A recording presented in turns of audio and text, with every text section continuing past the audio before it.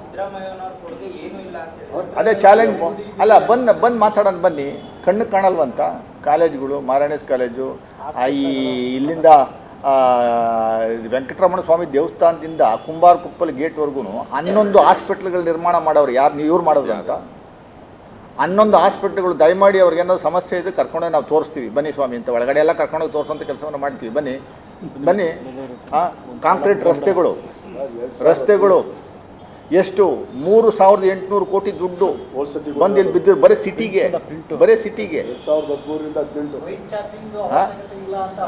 ಅವರೇ technical expert ಬಿಡಿ, ಅವ್ರ ಬಗ್ಗೆ ಎಲ್ಲ ನಮ್ಮ ಅಧ್ಯಕ್ಷ ಮಾತಾಡ್ತಾರೆ.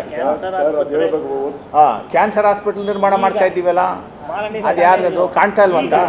ಪಾಪ ಅವರು ಎಲ್ಲೋ ವಾರಕ್ಕೊಂದ್ಸರಿ ಊರಿಂದ ಎಲ್ಲೋ ಇರ್ತಾರೆ, ವಾರಕ್ಕೊಂದ್ಸರಿ ಬರ್ತಾರೆ, ಇಲ್ಲಿ ಪ್ರೆಸ್ ಮೀಟ್ ಮಾಡಬೇಕು, ಯಾರನ್ನೋ ಫೋನಲ್ಲಿ ಕೇಳ್ಕೊಂತಾರೆ, ಒಂದಷ್ಟು ಮಾಹಿತಿ ತಗೋತಾರೆ, BJP ಭಕ್ತರನ್ನು ಕೇಳ್ಕೊಂತಾರೆ. ಅದು ಉಲ್ಟಾ ಹೇಳ್ತಾರೆ ಬಿಡಿ. ಅವ್ರಿಗೆಲ್ಲ ಉತ್ತರ ಕೊಡುವಂಥದ್ದು ಅವಶ್ಯಕತೆ ಇಲ್ಲ. Is A regular habitual press meet conductor. He is an habitual press meet conductor. ನಿಮಗೂ ಮೈಸೂರು ಪತ್ರಿಕೋದ್ಯಮದಲ್ಲಿ ಮಹದೇಶ್ವರ ಬೆಟ್ಟದಲ್ಲಿ ಒಂದು ಕ್ಯಾಬಿನೆಟ್ ಮೀಟಿಂಗ್ ಆಗಿ ಸುಮಾರು 3647 ಕೋಟಿ ಹಣದ ಮೊತ್ತದ ಯೋಜನೆಗಳನ್ನು ಅಡ್ಮಿನಿಸ್ಟ್ರೇಟಿವ್ ಅಪ್ರೂವಲ್ ಕೊಟ್ಟಿರುವಂಥದ್ದು ಇಡೀ ಇತಿಹಾಸದಲ್ಲೇ ಮೊದಲನೇದು. ಸಿದ್ದರಾಮಯ್ಯ ಸಾಹೇಬರು ಡಿಸೆಂಟ್ರಲೈಸೇಷನ್, ಪವರ್ ಡಿಸೆಂಟ್ರಲೈಸೇಷನ್ ಯಾವ ಥರ ಮಾಡ್ತಾ ಇದ್ದಾರೆ ಅನ್ನುವಂಥದ್ದಕ್ಕೆ ಇದು ಒಂದು ಸ್ಪಷ್ಟ ಉದಾಹರಣೆ.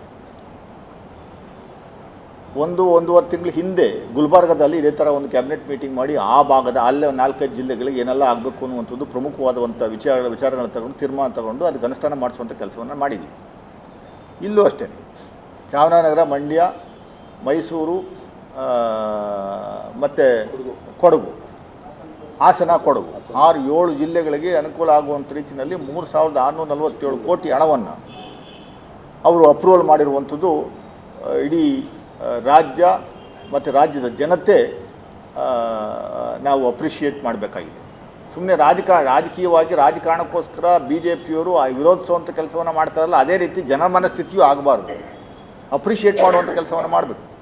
ಮೈಸೂರು ಏರ್ಪೋರ್ಟು ರೈಟ್ ಫ್ರಮ್ ಇನ್ಫ್ರಾಸ್ಟ್ರಕ್ಚರಿಂದ ಹಿಡಿದು ಪ್ರತಿ ಒಂದು ಪೈಸನೂ ಕೇಂದ್ರ ಸರ್ಕಾರ ಕೊಡಬೇಕು. ಯಾಕೆಂದರೆ airport authority of India control ಬರುವಂಥದ್ದು. ನಾಳೆ ದಿವಸ ಏನಾದರೂ ಆದರೆ ಎಲ್ಲ ಅನುಕೂಲಗಳನ್ನು ಅವ್ರ ಮೂಲಕ ಬರುತ್ತೆ ಹೊರತು ಅವ್ರಿಗೆ ಹೋಗುತ್ತೆ ಹೊರತು ನಮಗೆ ಬರೋದಿಲ್ಲ.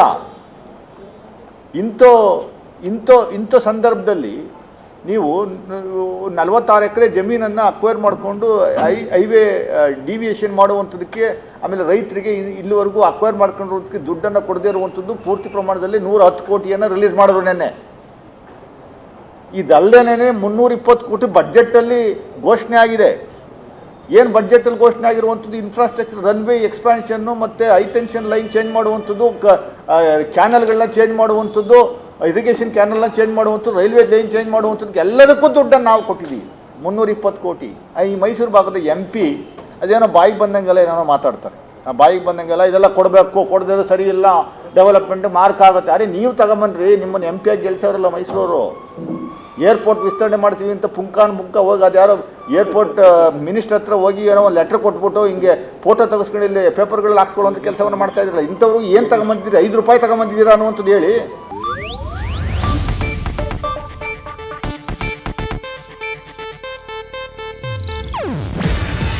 ಇದು ಏಷ್ಯಾನೆಟ್ ನ್ಯೂಸ್ ನೆಟ್ವರ್ಕ್ ಪ್ರಸ್ತುತಿ. ನೀವು ನೋಡ್ತಿದ್ದೀರಾ ಏಷ್ಯಾನೆಟ್ ಸುವರ್ಣ ನ್ಯೂಸ್.